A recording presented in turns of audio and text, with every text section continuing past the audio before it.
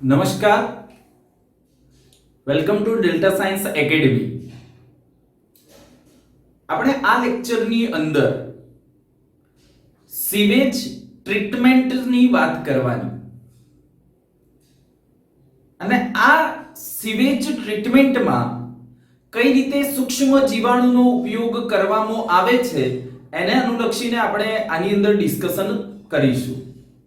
અગાઉના લેક્ચરમાં આપણે dissolve oxygen, biochemical oxygen demand અને ઓક્સિજન ડિમાન્ડ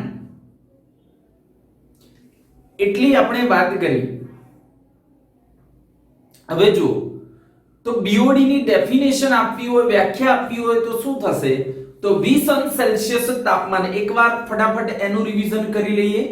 20 અંશ સેલ્સિયસ તાપમાને 1 લિટર પાણીમાં રહેલા જે કાર્બનિક દ્રવ્યો છે એ કાર્બનિક દ્રવ્યોના ઓક્સિડેશન માટે, એ કાર્બનિક દ્રવ્યોના, એ ઓર્ગેનિક મટીરીયલ્સના ઓક્સિડેશન માટે પાણીમાં રહેલો જે ડિઝોલ્વ ઓક્સિજન છે, જે દ્રાવ્ય ઓક્સિજન છે, એ જે દ્રાવ્ય ઓક્સિજનનો જેટલો જથ્થો, જેટલી અમાઉન્ટ જે વપરાય છે એને જ શું કહેવાય? એ ઓક્સિજનનો જથ્થો જે પાણીમાં રહેલા કાર્બનિક દ્રવ્યોના ઓક્સિડેશન માટે વપરાય છે, એ જે ઓક્સિજનના જથ્થાને જ શું કહીશું? બીઓડી તરીકે ઓળખાશે. બાયોકેમિકલ ઓક્સિજન ડિમાન્ડ એટલે જ કે જૈવ રાસાયણિક ઓક્સિજન માંગ તરીકે ઓળખાશે. ચલો કમ્પ્લીટ. જેટલું બીઓડી નું મૂલ્ય વધારે, જેટલું બીઓડી નું મૂલ્ય વધારે, જેટલું વધારે બીઓડી નું મૂલ્ય, તો સ્વાભાવિક રીતે જે પાણીમાં બીઓડી નું મૂલ્ય વધારે હોય એનો મીનિંગ શું થાય? કે એ પાણીમાં કાર્બનિક દ્રવ્યો કેવા હતા? વધારે. અને એ પાણીમાં કાર્બનિક દ્રવ્યો વધારે હતા એટલા જ માટે શું થશે? તો એમાં કાર્બનિક દ્રવ્યો વધારે હતા એટલે પાણી કેવું હોય? વધુ પ્રદૂષિત હોય. પાણી કેવું? વધુ પ્રદૂષિત હશે. ચલો આટલું ક્લિયર. જેમ બીઓડી નું મૂલ્ય ઓછું એમ પાણી કેવું બન્યું હોય? ઓછું પ્રદૂષિત હોય. તો આગ્રા, મથુરા અને દિલ્હી આ ત્રણના એક્ઝામ્પલ લઈ અને આટલી બાબત આપણે સમજી લીધી છે. હવે જો કેટલાક શબ્દો અહીંયા પહેલા આપણે આગળ ભણ્યા છીએ, યાદ કરી લો, પછી આની વાત કરીએ, કેમ કે આની અંદર એ શબ્દોને આપણે એપ્લાય કરવાના છે. એક તો બેક્ટેરિયાની વાત કરીએ. બેક્ટેરિયા, જીવાણુ. તો બેક્ટેરિયા, તમને કોઈ એવું સીધું પૂછે છે કે બેક્ટેરિયા જારક શ્વસન કરે કે બેક્ટેરિયા અજારક શ્વસન કરે, તો યાદ રાખશો કે કેટલાક બેક્ટેરિયા એવા હોય, ખનિજ પોષણ વાળા ચેપ્ટરમાં આપણે વાત કરી હતી, કેટલાક બેક્ટેરિયા એવા હોય જે ઓક્સિજનની હાજરીમાં શ્વસન કરે, એને જ કહેવાશે જારકજીવી બેક્ટેરિયા, એરોબિક બેક્ટેરિયા તરીકે ઓળખાશે. કેટલાક બેક્ટેરિયા એવા હશે કે જે ઓક્સિજનની ગેરહાજરીમાં શ્વસન કરતા હોય, અને આવા જે ઓક્સિજનની ગેરહાજરીમાં શ્વસન કરતા જે બેક્ટેરિયા છે એને શું કહેવાશે? તો એને અજારકજીવી બેક્ટેરિયા તરીકે તેને ઓળખાશે. અને કેટલાક બેક્ટેરિયા એવા હશે જે ઓક્સિજનની હાજરી હોય તો એ જારક શ્વસન કરે, જ્યારે ઓક્સિજનની ગેરહાજરી હોય તો એ શું કરશે? એ અજારક શ્વસન કરશે. આમ બેક્ટેરિયા જારક શ્વસન કેટલાક કરતા હોય, કેટલાક અજારક શ્વસન કરતા હોય, કેટલાક જારક અને અજારક બંને કરતા હોય. બીજી એક બાબત યાદ રાખશો તમે, પેલો જે ક્લોટ બૂસ્ટર જે શું છે? તો સ્ટ્રિપ્ટોકાઇનેસ ઉત્સેચક. સ્ટ્રિપ્ટોકાઇનેસ નામનો જે ઉત્સેચક હતો એ સ્ટ્રિપ્ટોકાઇનેઝ નામના ઉત્સેચકને જ આપણે શું કહેતા, એને ક્લોટ બૂસ્ટર તરીકે ઓળખાય છે. એને શું કહીશું? ક્લોટ બૂસ્ટર તરીકે ઓળખાય છે. તો આ સ્ટ્રિપ્ટોકાઇનેઝ નામનો ઉત્સેચક, નામનો એન્ઝાઇમ જે ક્યાંથી મેળવવામાં આવતો, તો આ જે સ્ટ્રિપ્ટોકાઇનેઝ નામનો જે ઉત્સેચક હતો એ કોનામાંથી? સ્ટ્રિપ્ટોકોકસ બેક્ટેરિયામાંથી મેળવવામાં આવતો. અને એ સ્ટ્રિપ્ટોકોકસ માટે બુકમાં એક બાજુમાં એક સેન્ટેન્સ આપેલું, યાદ રાખવાનું. જનીનિક ઇજનેરી વિદ્યાની મદદથી બનાવેલી. જનીનિક એટલે કે જીનેટિક, ઇજનેરી એટલે કે એન્જિનિયરિંગ. તો આપણે બાયોટેક વાળા ચેપ્ટરમાં ભણીશું કે સ્ટ્રિપ્ટોકોકસ બેક્ટેરિયા જેમાં એવું પારકું જનીન દાખલ કરવામાં આવ્યું કે એના પરિણામે એ બેક્ટેરિયા દ્વારા સ્ટ્રિપ્ટોકાઇનેઝ નામનો ઉત્સેચક સર્જાય છે. તો આમ સ્ટ્રિપ્ટોકાઇનેઝ ઉત્સેચક સર્જવા માટે આ સ્ટ્રિપ્ટોકોકસ નામના જે બેક્ટેરિયા છે, એ સ્ટ્રિપ્ટોકોકસ નામના બેક્ટેરિયા કેવા હોય? તો જનીનિક ઇજનેરી વિદ્યાની મદદથી એમાં પારકું જનીન દાખલ કરી અને એમાંથી ઉત્સેચકો બનાવવામાં આવતા હોય. ડીપમાં આપણે આગળ ભણીશું, પણ એ સેન્ટેન્સ સ્કીપ ના થઈ જાય એના ઉપર ફોકસ કરજો, એના ઉપર ધ્યાન રાખશો તમે. હવે જુઓ, આ માઇક્રોબ્સ ઇન સીવેજ ટ્રીટમેન્ટ ની અંદર એક બીજો શબ્દ તમારે પહેલા સમજવાનો, યાદ રાખવાનો છે, નિવેશ્ય. શબ્દ કયો છે? ઇનોક્યુલમ. એના માટે અંગ્રેજી શબ્દ આપણે કયો વાપરતા? ઇનોક્યુલમ. અથવા એને શું કહેવાય? નિવેશ્ય અથવા નિવેશ દ્રવ્ય તરીકે ઓળખાશે. તો ઇનોક્યુલમ એ શું છે? તો ઇનોક્યુલમ મીન્સ કે કોઈ પણ પ્રક્રિયાની શરૂઆત કરવા માટે એમાં જીવંત કોષો ઉમેરવા પડે. કોઈ પણ પ્રક્રિયાની શરૂઆત કરવા માટે એમાં જે જીવંત કોષો ઉમેરવા પડે, આવા જીવંત કોષોને શું કહેવાય? તો આવા જીવંત કોષોને ઇનોક્યુલમ તરીકે ઓળખાશે. આવા જે જીવંત કોષો છે, આવા જીવંત કોષોને શું કહેવાય? ઇનોક્યુલમ તરીકે ઓળખાય. યાદ કરો, દૂધમાંથી દહીં બનાવવું હોય તો એમાં આપણે અંદર છાશ ઉમેરતા.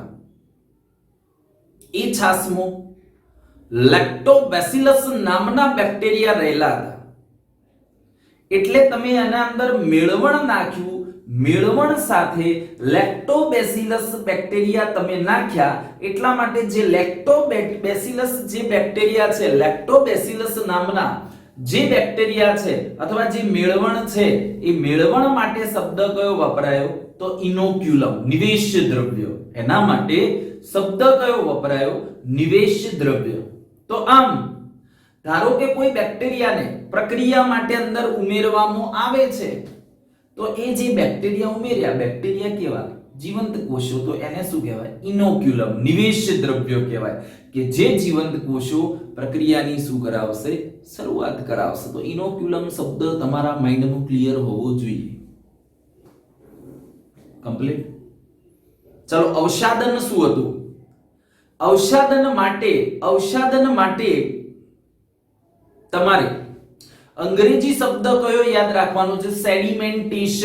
સેડિમેન્ટેશન.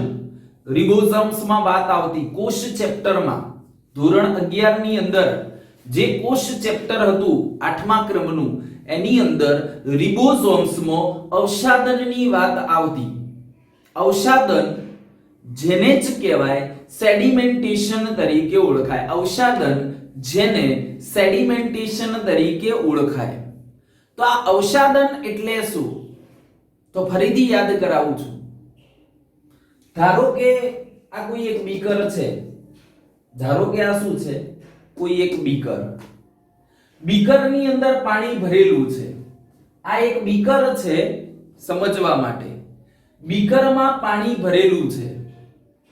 એ પાણીની અંદર એક મુઠ્ઠી તમે માટી નાખી, એ પાણીની અંદર એક મુઠ્ઠી તમે માટી નાખી તો આ પાણીમાં એક મુઠ્ઠી માટી નાખતા જે માટી છે એ ધીરે ધીરે ગુરુત્વાકર્ષણને પરિણામે ક્યાં બેસી જાય? તળિયે બેસી જાય.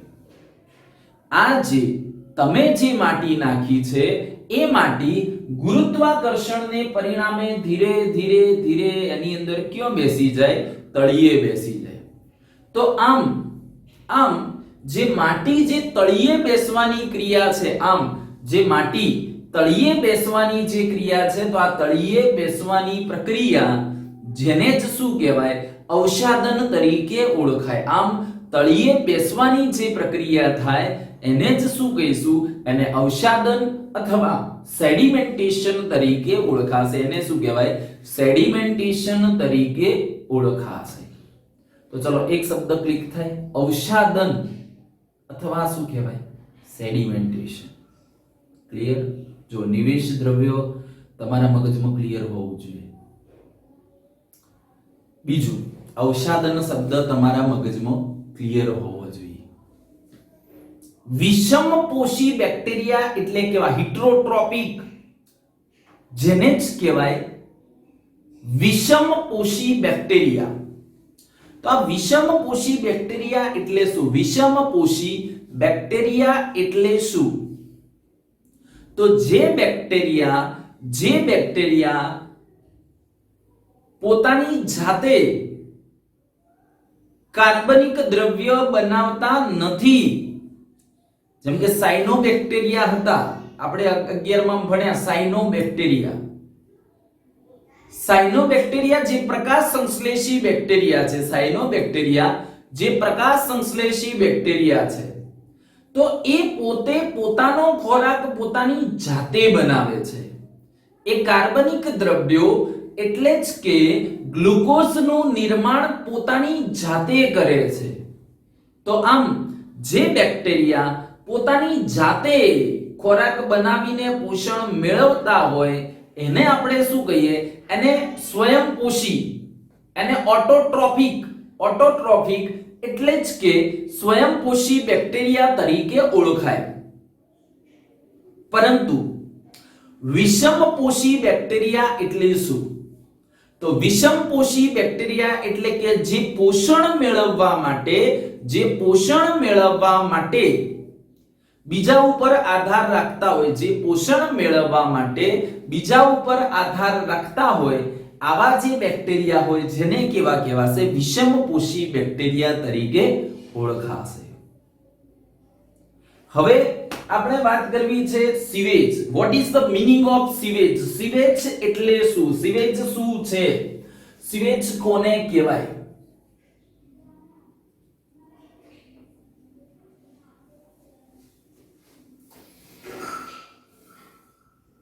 તો મુંબઈ જેવા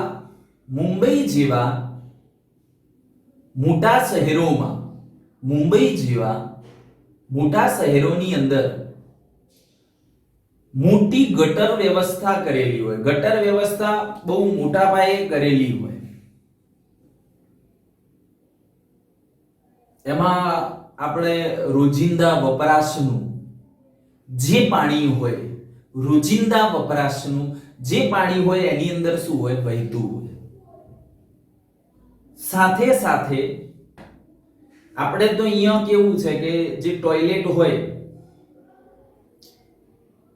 એ ટોયલેટ એમાંથી જે મળ હોય, સ્ટૂલ કહીએ, મળ હોય, ઉત્સર્ગ પદાર્થ કહીએ, તો એ ઉત્સર્ગ પદાર્થ જે કોનામાં જતો હોય? તો એ ઉત્સર્ગ પદાર્થ પેલા સંડાસની કુઈની અંદર જતો હશે, ટોયલેટની કુઈમાં જતો હોય. પણ જ્યારે આ બોમ્બે જેવી, મુંબઈ જેવી મોટી સિટીમાં જગ્યાનો અભાવ હોય, અને જગ્યાનો અભાવ હોય અને ત્યાં આગળ જે આ મળ હશે, ટોયલેટનું કનેક્શન હશે, એ પણ ગટરમાં આપેલું, એ પણ કોનામાં આપેલું હોય? ગટરમાં આપેલું હોય. પરિણામે શું થાય? તો જે રોજિંદા વપરાશનું કપડા ધોવા વાળું, વાસણ ધોવા વાળું, નાવાનું બધું પાણી તો એમ જ હતું. સાથે સાથે આ જે મળ છે એ મળ પણ કોની અંદર દાખલ થાય? તો એ જે મળ છે એ મળ પણ પેલા ગટરના પાણીની અંદર શું થાય? દાખલ થાય. આમ માનવ મળ સહિતનું જે આ પાણી હશે એને જ શું કહેવાય? એને સીવેજ તરીકે ઓળખાશે. એને શું કહેવાય? સીવેજ તરીકે ઓળખાશે. કમ્પ્લીટ. તો સીવેજ માટે માનવ મળ સહિતનું અન્ય પાણી, અન્ય કચરો, અને બીજું કેવું હોય તો એને વાહિત મળ એવો પણ બુકમાં એક શબ્દ વાપર્યો છે. એને શું કહેવાશે? સીવેજ માટે બીજો એક શબ્દ વાપર્યો છે જે કયો? તો એને જ કહેવાશે વાહિત મળ તરીકે ઓળખાય. એને શું કહેવાય? વાહિત મળ તરીકે ઓળખાશે. તો જો એની અંદર વાત કરીએ કે સીવેજ મીન્સ કે શું? તો માનવ મળ સહિતનો અન્ય કચરો અને પાણી હશે એને જ કહેવાશે સીવેજ તરીકે ઓળખાય. આ સીવેજની અંદર મુખ્યત્વે શું હોય? મોટા શહેરોની અંદર તો આ સીવેજની અંદર મુખ્યત્વે શું હશે? માનવ મળ હોય. મુખ્યત્વે શું હોય? માનવ મળ. હવે મળમાં શું રહેલું હોય? મળની અંદર શું રહેલું હશે? તો એમાં મળ એ શું છે? તો આપણો અપાચિત ખોરાક છે. મળ એ શું છે? તો અપાચિત ખોરાક છે. તો ખોરાકમાં આપણે કાર્બનિક દ્રવ્યો લઈએ છીએ. ખોરાકની અંદર આપણે કાર્બનિક દ્રવ્યો લઈએ છીએ. તો એની સાથે સાથે આ જે માનવ મળ હશે એ માનવ મળ પણ કેવો હશે? અપાચિત ખોરાક છે માટે એ કેવો હશે? કાર્બનિક દ્રવ્ય જ હોય ને. એ શું હોય? કાર્બનિક દ્રવ્ય હશે. મળ એ શું છે? તો મળ એ કાર્બનિક દ્રવ્ય છે. અને આ જે મળ હોય, આ જે મળ હશે એ મળની અંદર સૂક્ષ્મ જીવાણુ એટલે કે માઇક્રોબ્સ પણ રહેલા હોય. આ મળની અંદર પણ સૂક્ષ્મ જીવાણુ એટલે કે માઇક્રોબ્સ રહેલા હશે. એ સિવાય જે રોજિંદા વપરાશનું જે ગટરમાં પાણી આવતું હશે એ પાણીની અંદર જે ગટરમાં જે પાણી આવતું હશે એ પાણીની અંદર કેટલાક બીજા સૂક્ષ્મ જીવાણુ હશે. સૂક્ષ્મ જીવાણુ તરીકે અંદર ફૂગે હોય, બેક્ટેરિયા હોય. બેક્ટેરિયા કેટલાક જારક જીવીઓ હોય, કેટલાક અજારક જીવીઓ હોય. કેટલાક બેક્ટેરિયા એવા પણ હોય, કે આ જે સીવેજમાં જે કેટલાક બેક્ટેરિયા હશે સીવેજની અંદર જે કેવા હશે? રોગજન્ય હશે. કેટલાક બેક્ટેરિયા જે કેવા હશે? રોગજન્ય, પેથોજેનિક હશે. રોગ પ્રેરવા માટે જવાબદાર હશે. મીન્સ કે એ કેવા હશે? રોગજન્ય બેક્ટેરિયા હશે. તો હવે જુઓ આ જે સીવેજ એમાં મુખ્યત્વે માનવ મળ એ શું છે? કાર્બનિક દ્રવ્ય છે, ઓર્ગેનિક મેટર છે. એમાં બેક્ટેરિયા, ફૂગ વગેરે સીવેજમાં રહેલા હોય. એમાંથી જે કેટલાક સૂક્ષ્મ જીવાણુ હોય જે રોગ પ્રેરવા માટે જવાબદાર હોય. સમજાય? હવે આવા સમગ્ર મુંબઈ શહેરમાંથી આવું જે સીવેજ ભેગું થાય, જે વાહિત મળ ભેગું થાય તો એને ક્યાંક ને ક્યાંક તો નિકાલ કરવો પડશે. કેમ કે આ તો મોટા જથ્થામાં પાણી હોય, મોટા જથ્થામાં આવું વાહિત મળ હોય જેનું માપન પણ ગેલન એકમમાં થાય. જેનું માપન પણ કોનામાં થાય? ગેલન એકમમાં થાય. ગેલન જે શું દર્શાવે? તો ગેલન એ દ્રવ્યોની માત્રા દર્શાવે. ગેલન એ શું દર્શાવે છે? તો ગેલન એ દ્રવ્યોની માત્રા દર્શાવે છે. મોટી માત્રા, મોટો જથ્થો દર્શાવવા માટેનો ગેલન એકમ છે. તો આમ મોટા જથ્થામાં આવું સીવેજનું નિર્માણ થાય. તો જે એ સીવેજ છે, આ વાહિત મળ છે, આવું જે પ્રદૂષિત પાણી છે, શું એનો સીધો કોઈ નદી અથવા અન્ય જળાશયમાં નિકાલ કરી દેવાય? તો ના કરાય. કેમ ના કરાય? તો જે કોઈ જળાશય છે એ જળાશયની અંદર એ જળાશયની અંદર જો તમે આનો નિકાલ કરશો તો એમાં રહેલા સીવેજમાં રહેલા જે સૂક્ષ્મ જીવાણુઓ છે, જે રોગજન્ય જીવાણુઓ છે, જેના પરિણામે રોગો થવાની સંભાવના રહેશે, કેમ કે એ જળાશયના પાણીનો ઉપયોગ તો થતો જ હોય, માટે રોગો થવાની પણ સંભાવના રહેશે, રોગચાળો ફાટી નીકળશે. માટે આવું જે મુંબઈ શહેરનું ધારો કે સીવેજ છે, પાણી છે, એને સીધે સીધું કોઈ નદી કે જળાશયમાં નહીં છોડવામાં આવે.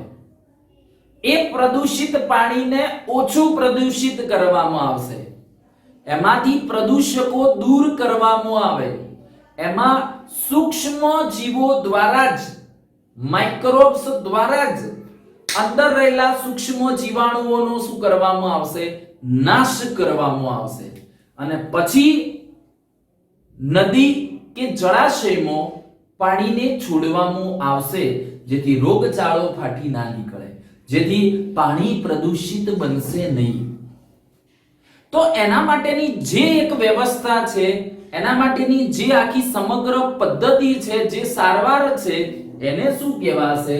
તો એને જ કહેવાશે સીવેજ ટ્રીટમેન્ટ તરીકે ઓળખાય. સીવેજ અથવા કહીશું સુએજ સારવાર તરીકે ઓળખાશે. તો સીવેજ ટ્રીટમેન્ટ એ શું છે?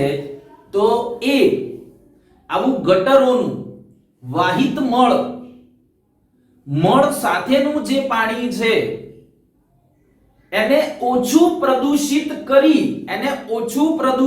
કરી અને નદી કે જળાશયમાં છોડવામાં આવે, અથવા તો ખેતીવાડી માટે એ પાણીનો ઉપયોગ થાય, અથવા તો ઔદ્યોગિક ક્ષેત્રે એ પાણીનો ઉપયોગ થાય, અથવા તો એ જે પાણી છે એ પાણી ઉપર પણ કેટલીક પ્રક્રિયાઓ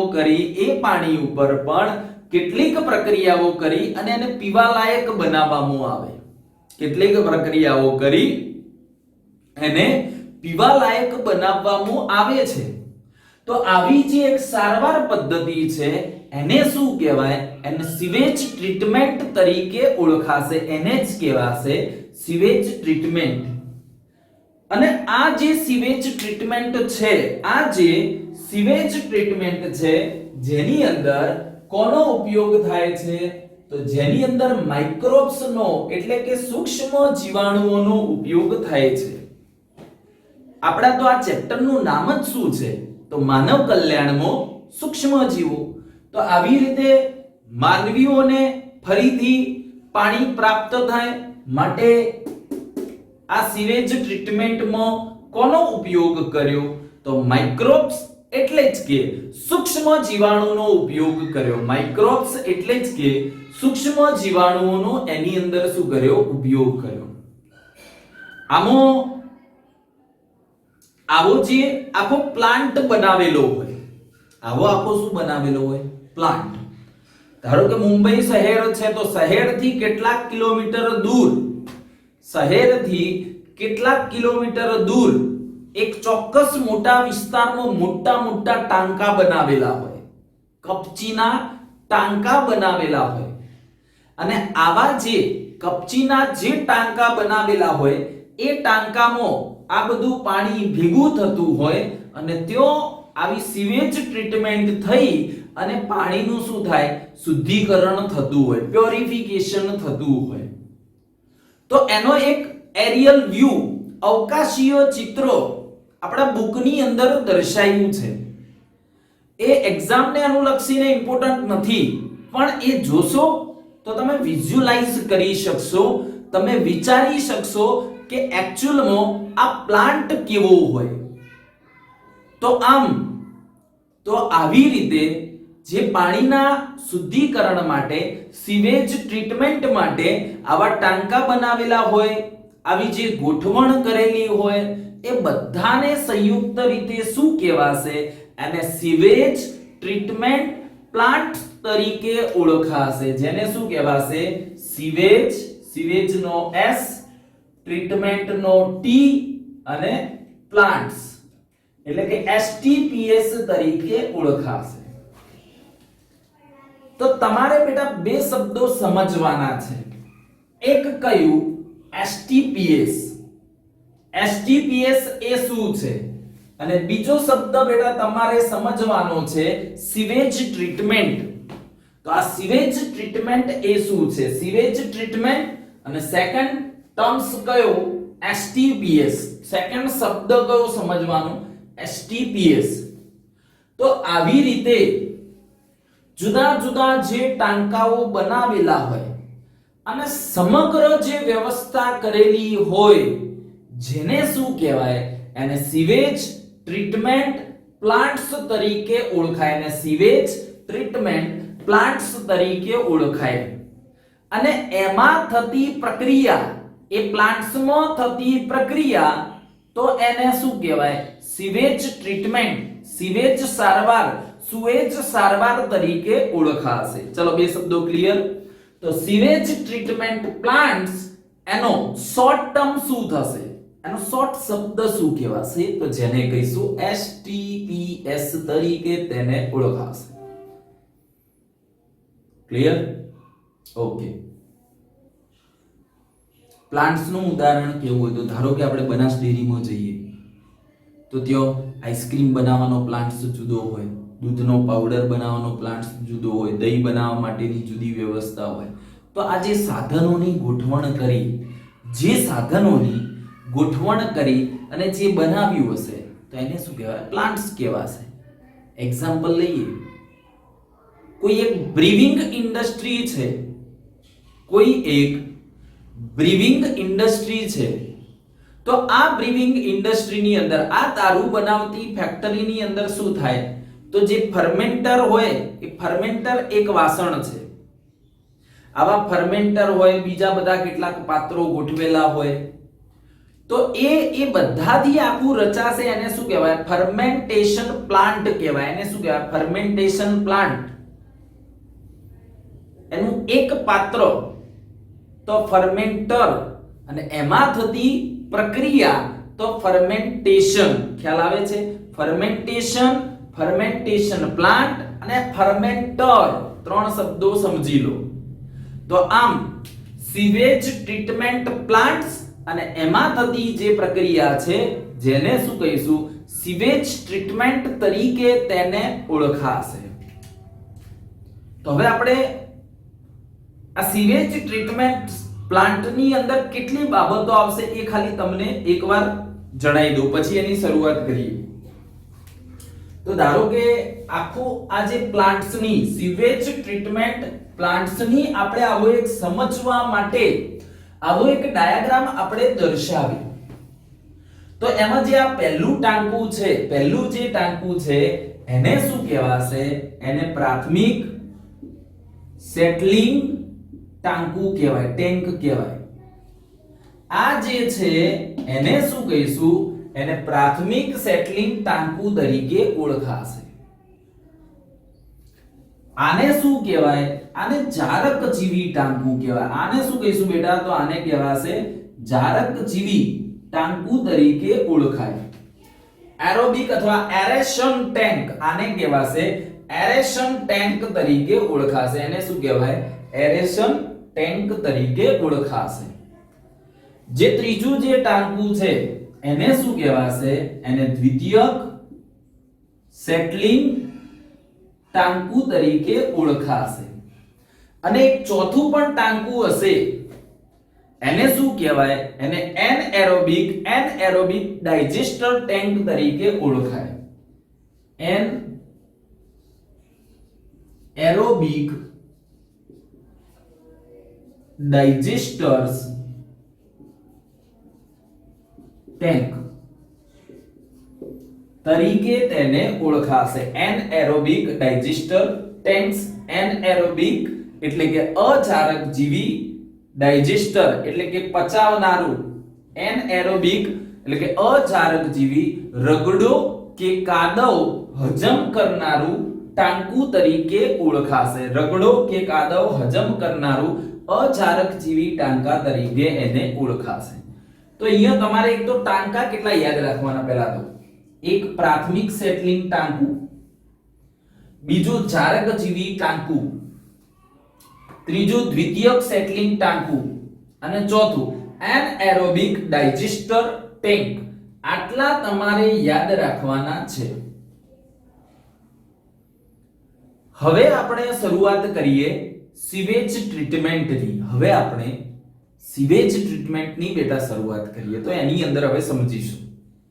એકદમ સરસ રીતે તમે વ્યવસ્થિત બેસશો, ધ્યાન આપશો. આ ડાયાગ્રામ એ દરેકે દરેક વસ્તુ તમારે નોટ્સની અંદર ડ્રો કરવાની છે. સરસ ચોપડો બાયોલોજીનો બનાવવાનો છે. તો એમાં સીવેજ ટ્રીટમેન્ટમાં આપણે વાત કરીએ તો સીવેજ ટ્રીટમેન્ટમાં બે પદ્ધતિ છે. તો સીવેજ ટ્રીટમેન્ટની અંદર બે પદ્ધતિ કઈ છે? તો એક થશે જેને કહેવાય પ્રાથમિક સારવાર અને બીજી જે હશે એને કહેવાશે દ્વિતીયક સારવાર. એક પ્રાથમિક સારવાર છે, બીજી દ્વિતીયક સારવાર છે. Primary treatment, secondary treatment. તો સીવેજ ટ્રીટમેન્ટ કહીએ આ સીવેજ ટ્રીટમેન્ટ એમાં બે પદ્ધતિ જોવા મળે. એક કઈ પ્રાથમિક સારવાર હોય, બીજી દ્વિતીયક સારવાર હોય. આની અંદર આપણે કહીએ કે જે પ્રાથમિક સારવાર છે, જે પ્રાઇમરી ટ્રીટમેન્ટ છે, તો આ પ્રાથમિક સારવાર જેમાં ગાળણ, ફિલ્ટ્રેશન અને અવસાદન જેવી ભૌતિક, જેવી ફિઝિકલ ટેકનિકનો ઉપયોગ થાય છે, જેવી ભૌતિક પદ્ધતિઓનો ઉપયોગ કોનામાં થાય? પ્રાથમિક સારવારમાં થાય છે. એટલે એને ભૌતિક સારવાર પણ કહેવાય, એને ફિઝિકલ પ્રોસેસ પણ કહેવાશે. જ્યારે જે બીજી પદ્ધતિ છે, જે દ્વિતીયક સારવાર છે, જે સેકન્ડરી ટ્રીટમેન્ટ છે, આ દ્વિતીયક પદ્ધતિની અંદર સૂક્ષ્મ જીવો એટલે કે માઇક્રોબ્સ નો ઉપયોગ થાય છે. દ્વિતીયક પદ્ધતિમાં માઇક્રોબ્સ નો ઉપયોગ થાય છે, સૂક્ષ્મ જીવાણુઓનો ઉપયોગ થાય છે. માટે દ્વિતીયક પદ્ધતિને યાદ રાખશો. ગોલ્ડન સેન્ટેન્સ, એને બાયોલોજિકલ પ્રોસેસ કહેવાય, એને જૈવિક સારવાર કહેવાશે. તો જો સીવેજ ટ્રીટમેન્ટ એમાં બે ભાગ પડશે. એક પ્રાથમિક પદ્ધતિ, બીજી દ્વિતીયક પદ્ધતિ. જે પ્રાથમિક પદ્ધતિ છે એમાં ગાળણ અને અવસાદન જેવી પ્રક્રિયાનો ઉપયોગ થતો હોય, માટે એને ફિઝિકલ પ્રોસેસ અથવા એને ભૌતિક પદ્ધતિ તરીકે ઓળખાય. જ્યારે સેકન્ડરી ટ્રીટમેન્ટ છે એમાં સૂક્ષ્મ જીવાણુઓ એટલે કે જીવંત કોષો નો ઉપયોગ થતો હોય, માઇક્રોબ્સ નો ઉપયોગ થતો હોય, માટે એને જૈવિક સારવાર અથવા તો બાયોલોજિકલ ટ્રીટમેન્ટ, બાયોલોજિકલ પ્રોસેસ તરીકે ઓળખાય. એમસીક્યુ માટે ખાસ યાદ રાખજો. ખ્યાલ આવે છે? હવે જુઓ, સૌથી પહેલા આપણે સીવેજ ટ્રીટમેન્ટમાં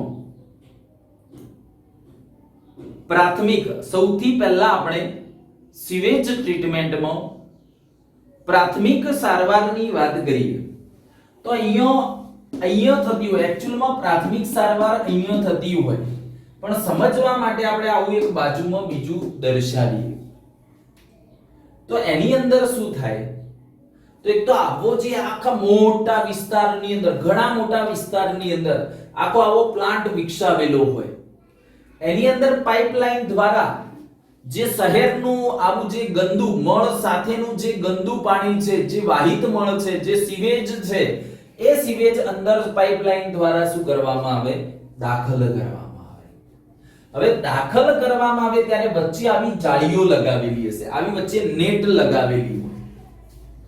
અને આવી જે વચ્ચે નેટ લગાવેલી હશે જેમાંથી આ પાણી પસાર કરવામાં આવે ઘણી બધી જાળીઓમાંથી, માટે જે ગંદુ પાણી હશે એમાં તરતો કચરો એટલે કે પાણીમાં દ્રાવ્ય થયેલો ના હોય તેવો કચરો એટલે તરતો કચરો, મોટા કદનો કચરો, એ બધું શું થઈ જાય?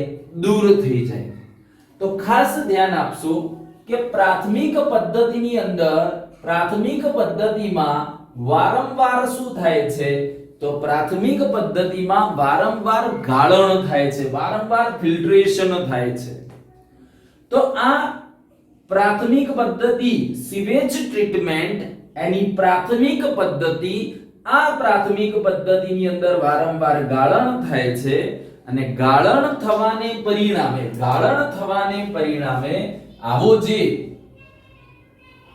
આ પાણીમાં તરતો કચરો એ શું થઈ જાય? દૂર થઈ જાય. અને જે બાકીનું જે પાણી છે એ પાણી અહીંયા આ જે કહીએ પ્રાથમિક સેટલિંગ ટાંકું એની અંદર આવશે. બાકીનું જે પાણી છે એ પાણી ક્યાં આવી જશે? તો આ જે પાણી છે જે કોનામાં આ કયું છે? આ પ્રાથમિક સેટલિંગ ટાંકું જ છે. ખાલી સમજવા માટે આપણે એને કેવું દર્શાવ્યું? અલગ દર્શાવ્યું. તો આ પ્રાથમિક સેટલિંગ ટાંકાની અંદર શું થશે? તો એમાં પાણી આવી જશે. હવે આ જે પ્રાથમિક સેટલિંગ ટાંકામાં પાણી આવી જાય, પ્રાથમિક સેટલિંગ ટાંકાની અંદર પાણી આવી જશે, બરાબર છે. હવે ત્યાં આગળ શું થાય? તો ત્યાં આ ટાંકામાં પાણી પડ્યું રાખવામાં આવે. માટે શું થાય? તો જો પાણીની અંદર શું હોય? મોટા કદનો તો કચરો બધો ગાળણમાં દૂર થઈ ગયો. પાણીની અંદર આવા કાંકરીઓ રહેલી હશે, માટીના ઢેફા રહેલા હશે, આવા જે ઘટકો હશે એ પાણીની અંદર હાજર હોય. આવા જે પાણીની અંદર જે હાજર ઘટકો હશે એ ગુરુત્વાકર્ષણને પરિણામે આવા રેતી, માટીના ઢેફા, કાંકરીઓ, આવા જે ઘટકો છે એ શું થાય? તો આ ટાંકાની અંદર શું થાય? તો આ ટાંકામાં બેટા તળિયે બેસશે. આ ટાંકાની અંદર એ શું થશે? તો એ ટાંકાની અંદર આવા જે ઘટકો હશે એ શું થાય? આમ તળિયે બેસી જાય. ચલો હવે સમજો. આ જે ઘટકો હતા એ તળિયે બેઠા. આ પ્રાથમિક સેટલિંગ ટાંકાની અંદર આ જે ઘટકો હતા એ ઘટકો તળિયે બેસી ગયા. તો તળિયે બેસવાની પ્રક્રિયા કઈ થશે? તો તળિયે બેસવાની પ્રક્રિયા જેને શું કહેવાય? જેને અવસાદન તરીકે ઓળખાય. એને આપણે શું કહીએ? અવસાદન તરીકે ઓળખાશે. આપણે અત્યારે કોની પ્રાઇમરી ટ્રીટમેન્ટ, જેને ગુજરાતીમાં કહેવાય પ્રાથમિક સારવાર, જેની વાત આપણે કરી રહ્યા છીએ. તો જો આ જે નીચે બેસવાની પ્રક્રિયા થઈ જેને શું કહેવાય? જેને અવસાદન અથવા એને જ અંગ્રેજીમાં કહીશું સેડિમેન્ટેશન. એને જ અંગ્રેજીમાં કહેવાશે સેડિમેન્ટેશન ની પ્રક્રિયા થઈ અને તળિયે આવા દ્રવ્યો બેસશે. શું થાય? બેસે. તો આમ તળિયે બેસવાની પ્રક્રિયા જેને શું કહેવાય? અવસાદન. અને પહેલા શું થયું? ગાળણ. તો આમ સીવેજ ટ્રીટમેન્ટની અંદર જે પ્રાથમિક પદ્ધતિ હોય, જે પ્રાઇમરી ટ્રીટમેન્ટ હશે, જે ભૌતિક પ્રક્રિયા હશે, એમાં બે ભૌતિક પ્રક્રિયાઓ જોવા મળશે. એક શું? ગાળણ. અને બીજું શું થશે? અવસાદન. એક કયું થાય? ગાળણ. અને સેકન્ડ નંબરનું શું હશે? તો અવસાદન. બે જોવા મળશે. તો આ ગાળણ વત્તા અવસાદનનો સમાવેશ જે કોનામાં થાય? તો તો પ્રાથમિક પદ્ધતિમાં થશે. તો અહીંયા લખી કાઢીએ. ચલો આ પ્રાથમિક સેટલિંગ ટાંકું, અહીંયા જે પ્રાથમિક પદ્ધતિ થતી હોય જેમાં સૌથી પહેલા શું થાય? ગાળણ, પછી શું થાય? અવસાદન. ગાળણ વારંવાર થાય, ગાળણ વારંવાર થાય જેના પરિણામે શું થાય? તો જેના પરિણામે પાણીમાં તરતા જે કચરો છે એ બધો શું થઈ જાય? દૂર થઈ જાય. આવા ફિલ્ટરમાંથી પસાર થતા જે આ કચરો હશે જે દૂર થઈ જશે. હવે સમજો, જે અવસાદનથી નીચે આવા દ્રવ્યો ભેગા થયા, અવસાદનથી નીચે આવા જે દ્રવ્યો ભેગા થયા, આ દ્રવ્યો અવસાદનને પરિણામે ભેગા થયા છે. આ જે દ્રવ્યો છે જે અવસાદનને પરિણામે ભેગા થયા છે જેને શું કહીશું બેટા?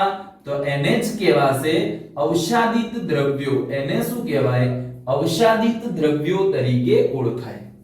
જેને શું કહેવાય? અવસાદિત દ્રવ્યો કહેવાય. હવે અવસાદિત દ્રવ્યો તરીકે શું હશે? તો કાદવ જ હશે ને. કાદવ માટે શબ્દ કયો વપરાય? સ્લજ. કાદવ માટે શબ્દ કયો વપરાશે? સ્લજ એવો શબ્દ વપરાશે. તો આ જે અવસાદિત દ્રવ્યો છે જેને શું કહેવાશે? જેને પ્રાથમિક સ્લજ તરીકે ઓળખાશે. એને કહીશું પ્રાથમિક સ્લજ તરીકે ઓળખાશે. પ્રાઇમરી સ્લજ તરીકે ઓળખવામાં આવશે. તો જો અવસાદિત દ્રવ્યો એનું જ નામ બીજું શું થયું? પ્રાથમિક સ્લજ. તો આવી રીતે આ પ્રાથમિક સેટલિંગ ટાંકું છે, પ્રાઇમરી સેટલિંગ ટેન્ક કહેવાશે. તો આ જે પ્રાથમિક સેટલિંગ ટાંકું હશે એની અંદર તળિયે, એની અંદર જે આવા તળિયે અવસાદિત દ્રવ્યો ભેગા થશે એ અવસાદિત દ્રવ્યો જેનો અહીંથી શું કરવામાં આવે? નિકાલ કરવામાં આવે, ડિસ્પોઝલ કરવામાં આવશે. અને આવા જે પ્રાથમિક સેટલિંગ ટાંકામાં ધ્યાન આપજો સરસ રીતે, એક પણ બાબત સ્કીપ ના થઈ જાય. ટોપિક આવડશે તો નીટની અંદર ગમે તે ક્વેશ્ચન આવે ને આમાં તો એ બધું જ આપણે ભેગું આવરી લઈએ છીએ એટલે આવડી જ જશે. તો પ્રાથમિક સેટલિંગ ટાંકાની અંદર, પ્રાથમિક સેટલિંગ ટાંકાની અંદર જે અવસાદિત દ્રવ્યો હશે, જે અવસાદિત દ્રવ્યો હશે, તો આવા જે અવસાદિત દ્રવ્યો હોય એને જ શું કહેવાય? એને પ્રાઇમરી સ્લજ એટલે જ કે પ્રાથમિક સ્લજ તરીકે ઓળખાય. અને આ પ્રાથમિક સ્લજનો ઉપયોગ જે કોના તરીકે બેટા થતો હશે? તો એનો ઉપયોગ ખાતર તરીકે થાય. એનો ઉપયોગ જે કોના તરીકે થશે? તો જેનો ઉપયોગ ખાતર તરીકે થતો હોય, ફર્ટિલાઇઝર તરીકે એનો શું થાય? ઉપયોગ થાય. તો ચલો આટલું માઇન્ડમાં ક્લિયર. એકવાર રિપીટ કરાવું છું. સીવેજ ટ્રીટમેન્ટ એમાં બે સારવાર થાય, બે પદ્ધતિ થાય, બે તબક્કા જોવા મળે. એક પ્રાથમિક અને બીજી દ્વિતીયક. પ્રાથમિકમાં બે ભૌતિક પ્રક્રિયા થાય, એક ગાળણ, બીજું અવસાદન. અવસાદનને પરિણામે પ્રાથમિક સેટલિંગ ટાંકામાં જે અવસાદિત દ્રવ્યો હશે, જે અવસાદિત દ્રવ્યો હશે, આ જે અવસાદિત દ્રવ્યો હોય એનો નિકાલ કરવામાં આવે. એનો ઉપયોગ કોના તરીકે થતો? ખાતર તરીકે થતો હોય. બરાબર? એટલે રેતી, માટી આવું બધું એની અંદર હશે. હવે શું થાય? તો સીવેજને તમે અહીંથી પ્લાન્ટમાં દાખલ કર્યું, સીવેજ આટલે આવ્યું. હવે આની અંદર એક બીજો શબ્દ સમજો ખાસ. તો અહીંયા અવસાદનને પરિણામે આ બધું નીચે બેસી ગયું કે ના બેસી ગયું? ઉપરના આ જે બ્લુ કલર થી દર્શાવેલા બધા ઘટકો ક્યાં બેસી ગયા? નીચે બેસી ગયા. ઉપર આ બધા ઘટકો ક્યાં બેસી ગયા? નીચે. બધા ઘટકો જે નીચે બેસી ગયા, બધા જે ઘટકો છે એ નીચે બેસી ગયા. માટે ઉપરની તરફ તો શું રહ્યું હશે? પાણી રહ્યું હશે. ઉપરની તરફ શું હશે? પાણી. આ જે પાણી હશે એને જ કહેવાશે બહિર્સ્ત્રાવી નિસ્યંદિત પાણી. એને કહેવાશે બહિર્સ્ત્રાવી નિસ્યંદિત પાણી, અથવા કહીશું એને પ્રાથમિક ઇન્ફ્લુઅન્ટ. એને પ્રાથમિક ઇન્ફ્લુઅન્ટ તરીકે ઓળખાય, એને જ કહીશું પ્રાથમિક ઇન્ફ્લુઅન્ટ તરીકે તેને ઓળખાશે. તો હવે સમજો ઇન્ફ્લુઅન્ટ કોને કહેવાશે? ઇન્ફ્લુઅન્ટ એટલે શું? ઇન્ફ્લુઅન્ટ મીન્સ કે શું? તો અવસાદનની પ્રક્રિયા થતા, સમજો પાણીના ગ્લાસની અંદર તમે માટી નાખી, માટી નીચે બેસી ગઈ, ઉપર ફરીથી જે ધૂંધળું પાણી હતું ધીરે ધીરે કેવું બન્યું? ચોખ્ખું બન્યું ને. તો આવું જે ઉપર રહેલું જે પાણી હશે એને શું કહેવાય? ઇન્ફ્લુઅન્ટ તરીકે ઓળખાશે, એને જ કહીશું ઇન્ફ્લુઅન્ટ તરીકે ઓળખાય. હવે જે આમાં ઇન્ફ્લુઅન્ટ હશે, અવસાદનને પરિણામે જે ઇન્ફ્લુઅન્ટ રહ્યું એ ઇન્ફ્લુઅન્ટ હવે કોનામાં જશે? તો જો પ્રાથમિક પ્રક્રિયા પૂરી, પ્રાઇમરી ટ્રીટમેન્ટની વાત પતી ગઈ. કોનામાં? સીવેજ ટ્રીટમેન્ટમાં. એમાં હવે દ્વિતીયક પ્રક્રિયામાં એ પ્રવેશશે, સેકન્ડરી પ્રોસિજરમાં પ્રવેશશે કે જેમાં સૂક્ષ્મ જીવો વિષમપોષી હશે. આવા વિષમપોષી સૂક્ષ્મજીવો દ્વારા, આવા વિષમપોષી સૂક્ષ્મજીવો દ્વારા અન્ય સૂક્ષ્મજીવોનો શું થશે? નાશ થશે. કેવી રીતે આપણે સમજીએ. પણ એના માટે જે દ્વિતીયક પ્રક્રિયા છે એમાં આ ઇન્ફ્લુઅન્ટને ક્યાં લઈ જવામાં આવે? તો જારકજીવી ટાંકામાં લઈ જવામાં આવે. એને ક્યાં લઈ જવામાં આવશે? એને જારકજીવી ટાંકાની અંદર શું કરવામાં આવે? લઈ જવામાં આવશે. ચલો હવે આની અંદર અહીંયા જે ઉપર વધેલું જે પાણી હતું એ પાણીને ક્યાં લઈ ગયા? એરેશન ટેન્ક કહેવાય અથવા એને જારકજીવી ટાંકું કહેવાય, ત્યાં લઈ ગયા. હવે આ જારકજીવી ટાંકાની અંદર શું થતું હોય? આ શું છે? આ જારકજીવી ટાંકું. એ ટાંકામાં શું થાય? તો આવું એક યંત્ર હશે, આવું એક એજિટેટર કહેવાય, એને આંદોલિત યંત્ર કહેવાય. આવું કે યંત્ર હશે. આજુબાજુમાં શું લગાવેલા હોય? પાંખિયા લગાવેલા હોય. આવા શું હોય? પાંખિયા લગાવેલા હોય. એટલે પાણી જે અંદર આવ્યું, આ જે ટાંકામાં જે પાણી આવ્યું એ પાણીની અંદર, એ જે પાણીમાં આવ્યું એમાં આ પાંખિયું શું થશે? ફરશે. અહીંયા જે પાણી આવ્યું એ પાણીની અંદર, આ ધારો કે પાણી આવી ગયું અંદર, આ પ્રાથમિક ઇન્ફ્લુઅન્ટ અથવા ઇન્ફ્લુઅન્ટ અંદર દાખલ થયું. કોનામાં? જારકજીવી ટાંકામાં. તો એની અંદર આ જે કહીએ કે પાંખિયું અંદર શું થશે? ફરશે. અને બીજી બાબત, અંદર શું કરવામાં આવે? ઓક્સિજન પસાર કરવામાં આવે. આ ટાંકાની અંદર શું કરવામાં આવશે? તો ઓક્સિજન દાખલ કરવામાં આવશે અને પછી ફેરવવામાં આવે એટલે ઓક્સિજન બધા પાણીના શું થશે? સંપર્કમાં આવશે.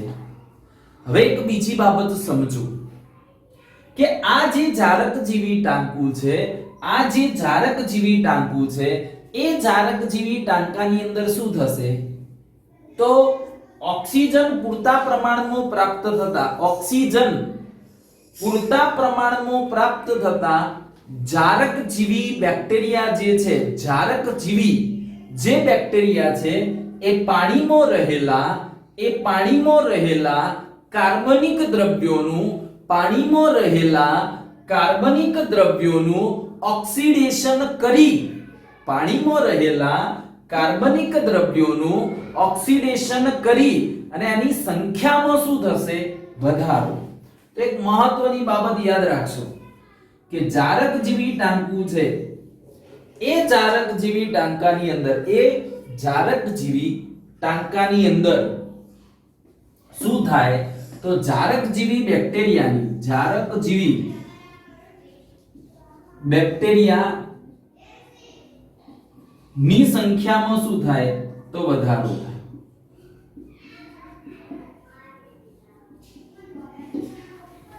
કેમ વધારો થાય?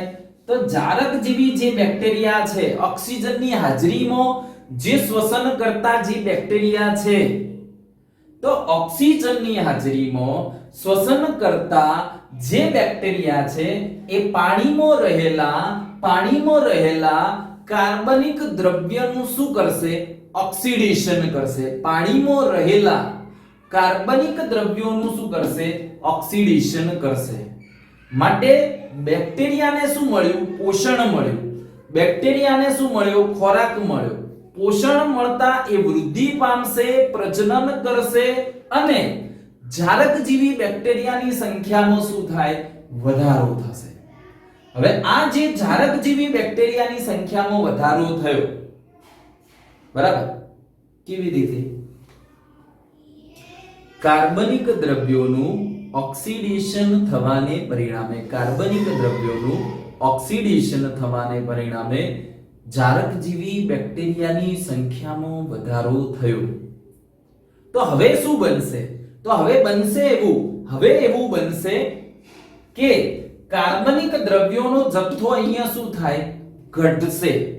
ચલો, કાર્બનિક દ્રવ્યોનો જથ્થો ઘટશે તો આના અગાઉના લેક્ચરમાં કીધું હતું કે ભાઈ એનો દ્રાવ્ય ઓક્સિજન ડિઝોલ્વ O2 શું થાય? તો ડિઝોલ્વ ઓક્સિજનની માત્રા શું થાય? ઘટે. અને પાણીમાં કાર્બનિક દ્રવ્યોના ઓક્સિડેશન માટે,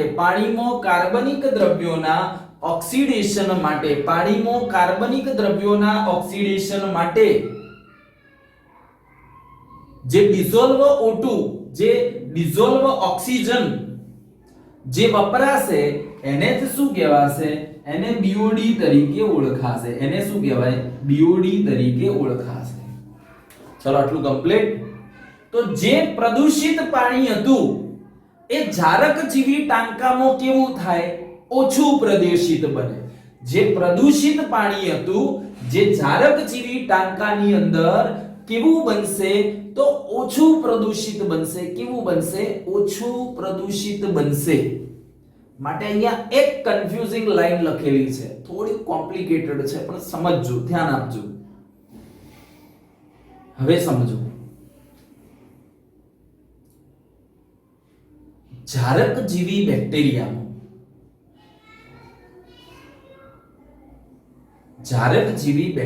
દ્વારા જારકજીવી ટાંકાની અંદર શું થશે? તો જે જારકજીવી ટાંકું હતું એમાં પ્રાથમિક સેટલિંગ ટાંકામાંથી જે પાણી આવ્યું એ પાણીમાં કાર્બનિક દ્રવ્યોનું ઓક્સિડેશન થયું. ઓક્સિડેશન થયું માટે દ્રાવ્ય ઓક્સિજન વપરાયો, DO ઘટ્યો, BOD શું થયું? વધ્યું. બરાબર? DO ઘટે એટલે BOD શું થાય? વધે. માટે એક બાબત સમજો કે બુકમાં એવું સેન્ટેન્સ લખ્યું છે કે જે જારકજીવી જે બેક્ટેરિયા હોય, જે જારકજીવી જે બેક્ટેરિયા હશે એમના દ્વારા જારકજીવી ટાંકામાં BOD નું મૂલ્ય ઘટાડવામાં આવે. જારકજીવી ટાંકામાં BOD નું મૂલ્ય ઘટાડવામાં આવે. તમને કન્ફ્યુઝન થાય કે કેવી રીતે આવું બને, પણ એમાં એવા અર્થમાં નથી. એમાં શું કહે છે કે જ્યારે જારકજીવી ટાંકાની અંદર પાણી આવ્યું, જ્યારે પાણી આવ્યું ત્યારે શું થયું? તો ત્યારે એ વધુ પ્રદૂષિત હતું. પણ જારકજીવી ટાંકાની અંદર આ જારકજીવી સજીવો દ્વારા ઓક્સિડેશન થતા કાર્બનિક દ્રવ્યોની માત્રામાં ઘટાડો થયો. માટે પાણી કેવું થયું? ઓછું પ્રદૂષિત થયું. મીન્સ કે એવું કહી શકાય કે પહેલા ભલે BOD વધુ મળ્યો, પણ આ પ્રક્રિયા થવાને પરિણામે હવે જે પાણી છે એ પાણીમાં હવે જો BOD નું મૂલ્ય જારકજીવી ટાંકામાં પ્રક્રિયા થયા પછી, જોજો સાંભળજો, જારકજીવી ટાંકામાં પ્રક્રિયા થયા પછી, ફરીથી બોલું છું, જારકજીવી ટાંકામાં પ્રક્રિયા થયા પછી શું થશે? તો જારકજીવી પ્રક્રિયા જે થતી હશે એની અંદર, તો જારકજીવી ટાંકાની અંદર શું થશે કે જ્યારે પાણી શરૂઆતમાં દાખલ કર્યું એટલે ફરીથી યાદ કરજો કેવું હતું? વધુ પ્રદૂષિત હતું. પછી કેવું બન્યું? ઓછું પ્રદૂષિત બન્યું. કોના કારણે? જારક જીવી સૂક્ષ્મ જીવો દ્વારા. એની અંદર શું થશે? તો જારક જીવી સૂક્ષ્મ જીવો દ્વારા એ જે એમાં રહેલા જે કાર્બનિક દ્રવ્યો છે એ કાર્બનિક દ્રવ્યોનું ઓક્સિડેશન થશે. પ્રદૂષણની માત્રામાં શું થયું? ઘટાડો. તો એ સેન્ટેન્સ એવું કહેવા માંગે છે કે આની અંદર પાણી જે શરૂઆતમાં દાખલ થયું અને હવે પ્રક્રિયા પતી ગઈ, એના પછી એ પાણીમાં BOD ના મૂલ્યમાં ઘટાડો થાય. મીન્સ કે BOD ના મૂલ્યમાં ઘટાડો થાય એટલે જ કે પાણી કેવું બને? ઓછું પ્રદૂષિત બને. પ્રક્રિયા થયા પછી તમે પાણીનું સેમ્પલ લેશો અને એમાં BOD નું મૂલ્ય માપશો તો પહેલા દાખલ થયું એની સાપેક્ષે પછીના જે BOD ના મૂલ્યમાં શું થયું હશે? તો ઘટાડો થયો હશે. તો આવું કોની અંદર થાય છે? જારક જીવી બેક્ટેરિયાની અંદર થાય છે. અહીંયા બીજી કઈ બાબત થતી હોય તો જો આ તો શું છે? આ એજિટેટર એટલે કે આંદોલિત યંત્ર છે. આ શું છે? આંદોલિત યંત્ર છે. આ જે પાણી હશે એ પાણીની અંદર જે આવા ફૂગના તંતુઓ રહેલા હોય, ફૂગના કવક તંતુઓ જે રહેલા હોય, એ ફૂગના કવક તંતુઓ સાથે શું થાય? તો ફૂગના કવક તંતુઓ સાથે આવા જારક જીવી બેક્ટેરિયા જોડાશે. શું જોડાય? જારક જીવી બેક્ટેરિયા જોડાશે. અને આમ આ જે ફૂગના કવક તંતુ અને જારક જીવી બેક્ટેરિયા ભેગા થઈ જે રચના બનશે જેને શું કહીશું? જેને ફ્લોક્સ તરીકે ઓળખાય. એને શું કહેવાય? ફ્લોક્સ. તો જો ફ્લોક્સ એ શું છે સમજો. ફ્લોક્સ એ શું છે? તો ફ્લોક્સ એ ફૂગ પ્લસ બેક્ટેરિયા ભેગા થઈ અને જે જાળામય બનાવશે, જે જાળું બનાવશે, એ જાળું જે મેશ લાઇક સ્ટ્રક્ચર, જાળા જેવી જે રચના બનાવશે એને જ શું કહેવાશે? એને ફ્લોક્સ તરીકે ઓળખાય. એને શું કહીશું? ફ્લોક્સ તરીકે ઓળખવામાં આવશે. આમ ફૂગના કવક તંતુ એટલે કે fungal filament plus bacteria is equal to શું થાય? ફ્લોક્સ. તો તમને નીટમાં ક્વેશ્ચન પૂછે છે કે what is flocs? Living or non living? એ જીવંત છે કે નિર્જીવ છે? તો ફ્લોક્સ એ કેવા હોય? જીવંત કહેવાય. ફ્લોક્સ એ કેવા કહેવાય? તો એ જીવંત કહેવાય. કેમ? છે શું? તો બેક્ટેરિયા પ્લસ ફૂગ છે. માટે કેવું કહેવાશે? જીવંત કહેવાશે. હવે શું થાય?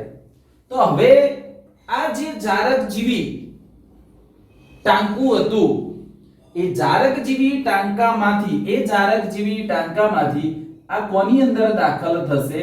તો હવે દ્વિતીયક સેટલિંગ ટાંકાની અંદર એને દાખલ કરવામાં આવશે. તો ચલો દ્વિતીયક સેટલિંગ ટાંકામાં આ પાણીને આપણે અંદર દાખલ કર્યું. જો કોની વાત પડી? એક પ્રાથમિક સેટલિંગ ટાંકું, જારક જીવી ટાંકું અને દ્વિતીયક સેટલિંગ ટાંકું.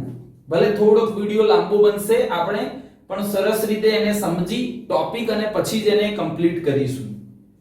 તો દ્વિતીયક સેટલિંગ ટાંકું જે છે એની અંદર શું થાય? તો એની અંદર દ્વિતીયક સેટલિંગ ટાંકાની અંદર જે આવી જે જાળામય જે રચનાઓ બની હતી, જે ફ્લોક્સ બન્યું હતું, આ જે ફ્લોક્સ હશે આ ફ્લોક્સ નું શું થાય? તો ફ્લોક્સ નું અવસાદન થાય. ફ્લોક્સ નું શું થશે? અવસાદન થાય. અને ફ્લોક્સના અવસાદનને પરિણામે ફ્લોક્સ એ નીચેની તરફ આમ શું થાય? જમા થાય. અને આ જે ફ્લોક્સનું જે અવસાદન થાય એને ક્રિયાશીલ સ્લજ કહેવાય. એને શું, જો અહીંયા શું કીધું, અહીંયા પ્રાથમિક સ્લજ કીધું, અહીંયા પ્રાઇમરી સ્લજ કીધું, અહીંયા શું કીધું, અવસાદિત દ્રવ્યને પ્રાથમિક સ્લજ કીધું. અને આ જે છે, જે દ્વિતીયક સેટલિંગ ટાંકાની અંદર જે અવસાદિત દ્રવ્યો છે એને શું કહેવાશે, તો એને બેટા કહીશું એક્ટિવેટેડ સ્લજ. એને શું કહેવાય, એક્ટિવેટેડ સ્લજ તરીકે ઓળખાય, ક્રિયાશીલ સ્લજ તરીકે ઓળખાશે. તો તમે સમજશો કે આને ક્રિયાશીલ સ્લજ કેમ કહેવાય છે, આને એક્ટિવેટેડ સ્લજ શું કરવા કહેવાય છે. તો આને એક્ટિવેટેડ સ્લજ એટલા માટે કહેવાય છે કે એ જીવંત છે, એમાં શું છે, ફ્લોક્સ છે. હવે સમજો, આ જે ક્રિયાશીલ સ્લજ હશે, આ જે ક્રિયાશીલ સ્લજ હશે, એ ક્રિયાશીલ સ્લજને ક્યાં દાખલ કરવામાં આવશે, તો એનએરોબિક ડાયજેસ્ટર્સ ટેન્કમાં શું કરવામાં આવે, દાખલ કરવામાં આવે. અચારક જીવી રગડો કે કાદવ હજમ કરનારું ટાંકું, જેમાં અજારક જીવી બેક્ટેરિયા રહેલા હશે, આવા અજારક જીવી બેક્ટેરિયા ધરાવતા ટેન્કની અંદર એક્ટિવેટેડ સ્લજ, ક્રિયાશીલ સ્લજ, એક્ટિવેટેડ મીન્સ કે શું, ક્રિયાશીલ, સ્લજ મીન્સ કે રગડો, કાદવ, તો ક્રિયાશીલ સ્લજને શું કરવામાં આવે, દાખલ કરવામાં આવે. પરંતુ ખાસ ધ્યાનમાં રાખજો, એમાંથી થોડુંક જે આ સ્લજ હશે, થોડુંક આવું જે ક્રિયાશીલ સ્લજ હશે, એને નિવેશ્ય તરીકે, આવું જે થોડુંક જે ક્રિયાશીલ સ્લજ હશે એને નિવેશ્ય તરીકે, ઇનોક્યુલમ તરીકે ફરીથી કોનામાં દાખલ કરવામાં આવે, તો ફરીથી આ અવસાદિત દ્રવ્યમાંથી મોટો ભાગ જે અજારક જીવી રગડો કે કાદવ પચાવનારું જે હજમ ટાંકું હશે એમાં જશે, અને થોડોક ભાગ ફ્લોક્સ જે થોડોક હશે એને ફરીથી અહીંયા દાખલ કરવામાં આવે, જેથી સતત જે આવું સીવેજ આવતું હોય એમાં કાર્બનિક દ્રવ્યોનું ઓક્સિડેશન કરવા માટે એ અમ્લની સંખ્યામાં ઓક્સિજનની હાજરીમાં શું કરી દેશે, વધારો. તો એથી થોડોક ભાગ એક્ટિવેટેડ સ્લજનો લઈ જે નિવેશ્ય તરીકે લેવામાં આવે, જ્યારે જે બાકીનો ભાગ છે એ બાકીનો ભાગ અવસાદિત દ્રવ્યનો એ એનએરોબિક ડાયજેસ્ટર ટેન્કમાં શું થાય, દાખલ થાય. અહીંયા અજારક જીવી બેક્ટેરિયા હોય જે શું કરે, એ શું કરશે, ફ્લોક્સનું પાચન કરશે. એ શું કરે, ફ્લોક્સનું પાચન કરી દેશે, ફ્લોક્સનો શું કરી દેશે, નાશ કરી દેશે. અને માટે શું થાય, સૂક્ષ્મ જીવાણુ જ સૂક્ષ્મ જીવનો નાશ કરે છે. અહીંયા આ સીવેજ ટ્રીટમેન્ટમાં સૂક્ષ્મ જીવાણુ એ જ સૂક્ષ્મ જીવાણુનો શું કરે છે, નાશ કરે છે. આ દરમિયાન શું થશે, તો જે હવે આ બધું વધશે, એ વધેલું જે હશે એમાંથી શું મળશે, ખાતર મળશે. એમાંથી શું મળશે, ખાતર મળશે. અને આ એનએરોબિક ડાયજેસ્ટર ટેન્કમાં જ્યારે ફ્લોક્સનું પાચન થાય ત્યારે એમાંથી 3 વાયુઓ નીકળશે. કયા, એક CH4 methane, second hydrogen sulphide H2S, અને થર્ડ કયો, CO2. આ જે 3 છે વાયુઓ, એને શું કહેવાશે, તો એને બાયોગેસ તરીકે ઓળખીશું. એને કહેવાશે બાયોગેસ. અને આ જે બાયોગેસ હોય જેનો રાંધણ ગેસ તરીકે શું થાય, ઉપયોગ થાય. આ જે બાયોગેસ છે એ બાયોગેસનો એ પોતે જ્વલનશીલ હોવાને પરિણામે એનો રાંધણ ગેસ તરીકે શું થાય, ઉપયોગ થાય. જ્યારે આ ક્લેરિફાઈડ ઇન્ફ્લુઅન્ટ, એટલે કે હવે જે શુદ્ધ થયેલું જે આ ઇન્ફ્લુઅન્ટ હતું એને બહાર ધકેલવામાં આવે, અને ઘણીવાર સીધું પણ નદીમાં છોડવામાં આવે, અને ઘણીવાર એની ઉપર એક પ્રક્રિયા કરવામાં આવે, ક્લોરિનેશન. બુકમાં ઉલ્લેખ નથી, માત્ર સમજવા માટે કહું છું.